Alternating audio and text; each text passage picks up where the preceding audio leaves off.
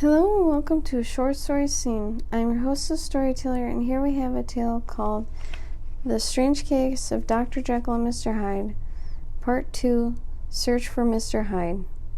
That evening, Mr. Utterson came home to his bachelor house in somber spirits and sat down to dinner without relish.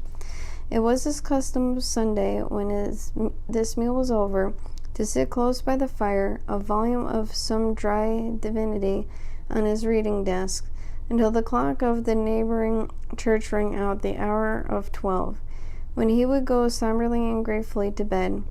On this night, however, as soon as the cloth was taken away, he took up a candle and went to his business room. There he opened his safe, took out from the most private part of it a document endorsed on the envelope as Dr. Jekyll's will, and sat down with a clouded brow to study its contents. The will was holographic, for Mr. Utterson, though he took charge of it now, and it was made, had refused to lend the least assistance in the making of it. It provided not only that, in the case of the deceased, Henry Jekyll, M.D., D.C.L., LL.D., F.R.S., etc., all his possessions were to pass into the hands of his friend and benefactor, Edward Hyde. But then the case of Dr. Jekyll's disappearance or unexplained absence for any period exceeding 3 calendar months, the said Edward Hyde should step into the said Henry Jekyll's shoes without further delay, and free from any burthen or obligation beyond the payments of the few small sums to the members of the doctor's household. This document had long been the lawyer's eyesore. It offered him both as lawyer and as a lover of the sane and customary sides of life, to whom the fanciful was immodest, and hereto it was that his ignorance of Mr. Hyde that had swelled his indignation. Now, by the sudden turn, it was his knowledge. It was already bad enough when the name was but the name of which he could learn no more. It was worse when it began to be clothed upon with detestable attributes, and out of the shifting insatiableness and so long baffled his eye, there leaped up the sudden definite presentiment of a fiend. "I thought it was madness," he said, as he replaced the obnoxious paper in the safe, "and now I begin to fear it is a disgrace." With that, he blew out a candle, put on a greatcoat, and set forth in the direction of Cavendish Square, that citadel of medicine, where his friend and great Dr. Lanyon had his house and received his crowding patients. "If anyone knows, it will be Lanyon," and he thought. And some butler knew and welcomed him. He was subject to no stage of delay, but ushered direct from the door to the dining room, where Dr. Lanyon sat alone over the wine. This was the hearty, healthy, dapper, red-faced gentleman with a shock of hair prematurely white and a boisterous and decided manner. At sight of Mr. Utterson, he sprang up from his chair and welcomed him with both hands. The geniality was the way of the man, was somewhat theatrical to the eye, but it reposed on genuine feeling, for these two were old friends, old mates both at the school and college, both respecters of themselves and of each other, and what does not always follow, men would thoroughly enjoyed each other's company. After a little rambling talk, the lawyer led up to the subject which so disagreeably preoccupied his mind. "I suppose, Lanyon," he said, "you and I must be the two oldest friends that Henry Jekyll has." "I wish the friends were younger," chuckled Dr. Lanyon, "but I suppose we are. And what of that? I see little of him now." "Indeed," said Utterson, "I thought you had a bond of common interest." "We had," was the reply, "but it is more than 10 years since Henry Jekyll became too fanciful for me. He began to go wrong in mind, and though, of course, I continued to take an interest in him for old sake's sake, as they say, I see and I have seen devilish little of the man. Such an unscientific balderdash, added the doctor, flushing suddenly purple, would have a strange daemon in Phileas, and little spirited temper was somewhat of a relief to Mr. Utterson. They have only differed on some point of science. He thought in beginning of a man of no scientific passions, except in the matter of conveyancing. He even added, it is nothing worse than that. He gave his friend a few seconds to recover his composure, and then approached the question he had come to put. Did you ever come across the protege of his, the one Hyde? He asked. Hyde? Repeated Lanyon. No, never heard of him since my time. That was the amount of information that the lawyer carried back with him to the great, dark bed of which he tossed to and fro until the small hours of the morning began to grow large. It was night of a little ease to him, toiling mind, toiling in mere darkness and besieging by questions. 6 o'clock struck on the bells of the church that was so conveniently near Mr. Utterson's dwelling, and still he was digging at the problem. Hitherto it was touched him on the intellectual side alone, but now his imagination also was engaging, rather enslaving. And as he lay and tossed in his gross darkness of the night and in the curtained room, Mr. Enfield's tale went by before his mind in a scrolling of lighted pictures. He would be aware of the great field of lamps of the nocturnal city, then of the figure of the man walking swiftly, then of the child running from the doctor's, and then these meet, and then the human juggernaut trod the child down and passed on regardless of her screams. Or else he would have seen the room in the rich house where his friend lay asleep, dreaming and smiling of his dreams, and then the door of the room would be opened, and the curtains of the bed plucked apart, the sleeper recalled, and lo, there was a stand by his side a figure to whom power was given, and even at the dead hour that must rise and do its bidding. The figure in these two phases haunted the lawyer all night, and if at any time he dozed over, it was but to see the glide more stealthily through the sleeping hours, more and more swiftly, and still and more swiftly, even to dizziness, through the wider labyrinths of lamp-lighted city, and at every city corner crushed a child to leave her screaming, and still the figure had no face by which he might know it. Even in his dreams it had no face, or one that baffled him and melted before his eyes. And thus there was a sprang up and grew apace of the lawyer's mind of singularly strong, almost inordinance. Curiously behold the features of the real Mr. Hyde. If he could but once set eyes on him, he thought the mystery would lighten, and then perhaps roll altogether away, as was the habit of mysterious things when well examined. He might see the reason for his friend's strange preference of a bondage called in which you please, and even for the startling clause of the will. At least it would be a face worth seeing, the face of a man who was without bowels of mercy, a face which had but show itself and raise up in the mind of unimpressionable Enfield a spirit of enduring hatred.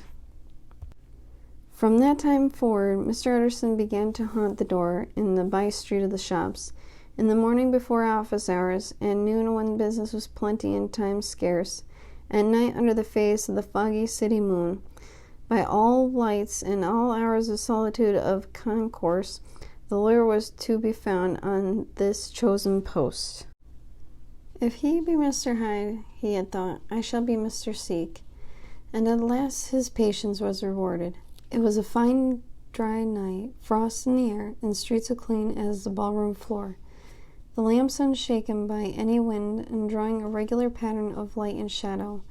By 10 o'clock, when the shops were closed, and by street was very solitary, and in spite of the low growl of the London from all round, very silent. Small sounds carried far. Domestic sounds out of the houses were clearly audible on either side of the roadway, and the rumor of the approach of any passenger preceded him by a long time. Mr. Utterson had been some minutes at his post, when he was aware of the odd light footstep drawing near. In the course of his nightly patrols he had long grown accustomed to the quaint effect with which the footfalls of a single person, while he is still a great way off, suddenly spring out distant from the vast hum and clutter of the city. Yet his attention had never before been so sharply and distinctly arrested, and it was with a strong superstitious prevision of success that he withdrew in the entry of the court. The steps withdrew swiftly near and swelled out and suddenly louder as they turned the end of the street. The lawyer, looking forth from the entry, could soon see what the manner of the man he had to deal with. He was small and very plainly dressed, and a look of him, even at that distance, went somehow strongly against a watcher's inclination. But he made straight for the door, crossing the roadway to save time, and as he came, he drew a key from his pocket like one approaching home. Mr. Utterson stepped out and touched him on the shoulder as he passed. "Mr. Hyde, I think?" Mr. Hyde shrank back with a hissing intake of breath, but his fear was only momentary, and though he did not look the lawyer in the face, he answered coldly enough, "That is my name. What do you want?" "I see you are going in," returned the lawyer. "I am an old friend of Dr. Jekyll's, Mr. Utterance of Gaunt Street. You must have heard my name, and meeting you so conveniently, I thought you might admit me." "You will not find Dr. Jekyll. He is from home," he replied to Mr. Hyde, blowing in the key, and then suddenly, but still without looking up, "How did you know me?" he asked. "On your side," said Mr. Utterance. "Will you do me a favor?" "With pleasure," replied the other. "What shall it be?" "Will you let me see your face?" asked the lawyer. Mr. Hyde appeared to hesitate, and then, as if upon some sudden reflection, fronted about with an air of defiance, and then the pair stared at each other pretty fixedly for a few seconds. "Now I shall know you again," said Mr. Utterance. "It may be useful." "Yes," returned Mr. Hyde, "it is as well we have met, and apropos, you should have my address." And he gave the number of the street in Soho. Good God, thought Mr. Utterance, can he, too, have been thinking of the will? But he kept his feelings to himself, and only grunted in acknowledgment of the address. "And now," said the other, "how do you know of me?" "By description," was the reply. "Whose description?" "We have common friends," said Mr. Utterance. "Common friends," echoed Mr. Hyde, a little hoarsely. "Who are they?" "Jekyll, for instance," said the lawyer. "He never told you," cried Mr. Hyde, a flush of anger. "I do not think you would have lied." "Come," said Mr. Utterson, "that is not fitting language." The other snarled aloud in a savage laugh, and in the next moment, with extraordinary quickness, he had unlocked the door and disappeared into the house. The lawyer stood a while, when Mr. Hyde had left him, the picture of disquietude. Then he began slowly to mount the street, paused every step or two, and putting his hand on the brow like a man in a mental perplexity. The problem he had thus debated as he walked was one of class that was rarely solved. Mr. Hyde was pale and dwarfish. He gave an impression of deformity without any nameable malformation. He had a displeasing smile. He had borne himself to the lawyer with a sort of murderous mixture of timidity and boldness, and he spoke with husky whispering and somewhat broken voice. All these were points against him, but not all these together could explain the hitherto unknown disgust, loathing, and fear with which Mr. Utterson regarded him. "There must be something else," said the perplexed gentleman. "There is something more. If I could find a name for it, God bless me, The man seems hardly human. Something troglodyte, shall we say, or could it be the old story of Dr. Fell? Or is it the mere radiance of the foul soul that thus transpires through and transfigures its clay content? The last, I think, for, oh, my poor old Harry Jekyll, if I ever read Satan's signature upon a face, it is that of your new friend. Round the corner from the by-street there was a square of ancient, handsome houses, now for the most part decayed from the high estate of the let-in the flats and chambers to all sorts of conditions of men. Map engravers, architects, shady lawyers, and the agents of the obscure enterprises. One house, however, second from the corner, was still occupied entire, and at the door of this, which wore a great air of wealth and comfort, though it was not plunged in darkness except for the fan-light, Mr. Utterson stopped and knocked. A well-dressed elderly servant opened the door. "Is Dr. Jekyll at home, Poole?" asked the lawyer. "I will see Mr. Utterson," said Poole, admitting the visitor as he spoke into a large, low-roofed, comfortable hall paved with flags, warmed, after the fashion of country house, by a bright, open fire, and furnished with costly cabinets of oak. "Will you wait here by the fire, sir? Or shall I give you the light in the dining room?"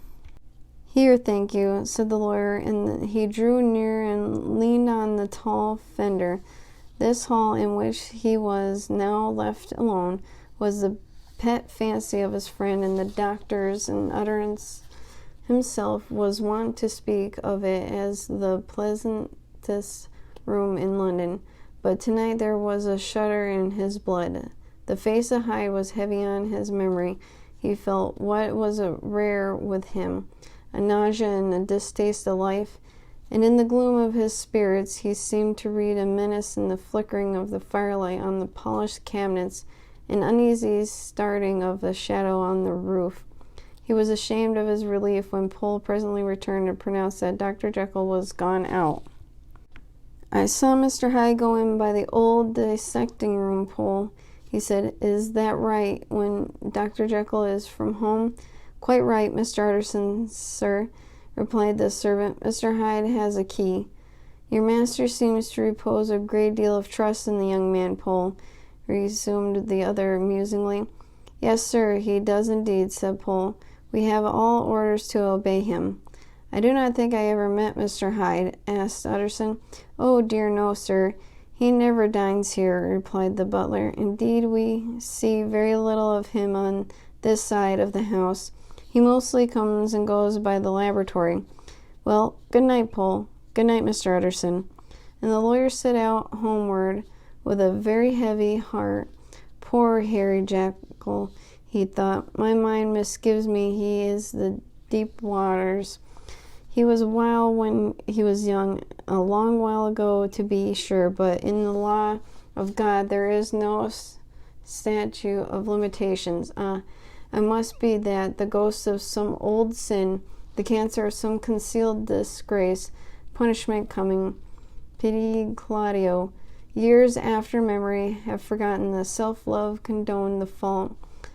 And the lawyer, scared by the thought, rode wildly on his own path, groping in all the corners of memory, lest by chance some jack-in-the-box of an old inquiry should leap and light there.